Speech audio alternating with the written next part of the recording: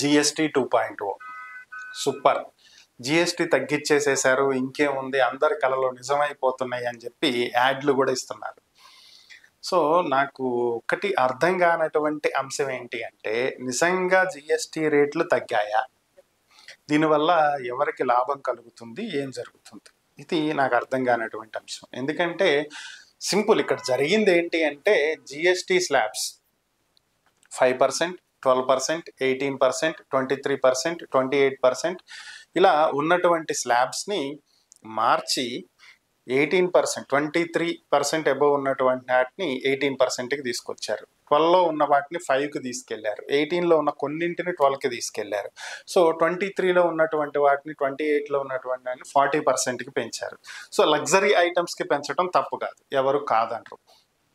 కొన్నిటి మీద 0% చేశారు, నిజంగా ఆహ్వానించదగ్గ పరిణామమే. అయితే ఇవి నిజంగా పేదవాడికి మేలు చేస్తాయా అంటే అది ఎంతవరకు మేలు చేస్తాయి అనేది కూడా చూడాలి కదా. ఇప్పుడు ఒక మిడిల్ క్లాస్ ఫ్యామిలీ ఉందనుకోండి.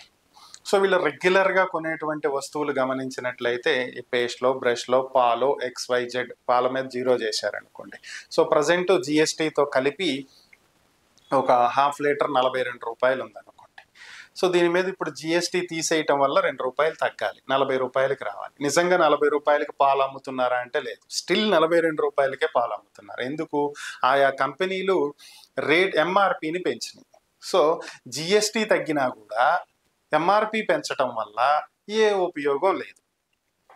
ఇక కార్లు, బైకుల విషయానికి వస్తే జిఎస్టీ వల్ల ఒక 4,000, 2,000, 5,000 డిఫరెన్స్ వస్తుంది ప్రైస్లో.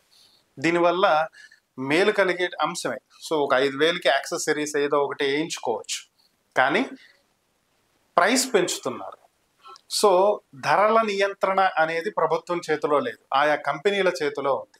ఒక రైతు తన పండించినటువంటి పంటకి ధర నిర్ణయించలేకపోతున్నాడు, దాన్ని ప్రభుత్వం నిర్ణయిస్తుంది. కానీ ఒక సబ్బు తయారు చేసిన కంపెనీ తానే ధర నిర్ణయిస్తుంది, ఇంకా బైక్ తయారు చేసిన కంపెనీ తానే ధర నిర్ణయిస్తుంది. ఈ ధరల నియంత్రణ అనేది ప్రభుత్వం చేతిలో లేదు. గతంలో ఇందిరాగాంధీ అధికారంలో ఉన్నప్పుడు 1969లో ధరల నియంత్రణ కోసం అని చెప్పి ఒక చట్టాన్ని తీసుకొచ్చింది. అది 1970 నుంచి అమల్లోకి వచ్చింది. దాన్ని 2002లో సవరించి అదే కాంగ్రెస్ ప్రభుత్వం సర్వనాశనం చేసింది. సో దానివల్లే ఈరోజు ధరల నియంత్రణ అనేది ప్రభుత్వం చేతిలో లేకుండా పోవటం. దీనివల్ల జిఎస్టీ మీరు పెంచినా తగ్గించినా ఆ భారం నేరుగా వచ్చి వినియోగదారుల మీదే పడుతుంది తప్ప కొత్తగా ఒరిగేదైతే ఏం లేదు.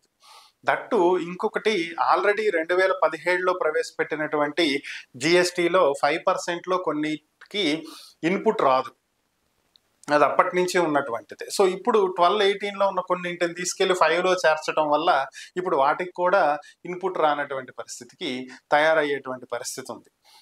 సో దీనివల్ల చిన్న వ్యాపారులకి నష్టమే తప్పితే పెద్దగా కలిగేటువంటి లాభం ఏం లేదు. మరి దీనివల్ల ఎవరు ఉపయోగపడుతున్నారు అంటే వ్యాపారులే ఉపయోగపడుతుంది, వ్యాపారులే లాభపడుతున్నారు తప్ప సామాన్యుడి నడ్డి విరవటం తప్పితే ఇక్కడ ఏం కనిపించట్లా. ప్రభుత్వం ఎంఆర్పి మీద నియంత్రణ పెట్టేంత వరకు ఈ పరిస్థితి అయితే మారుతుంది.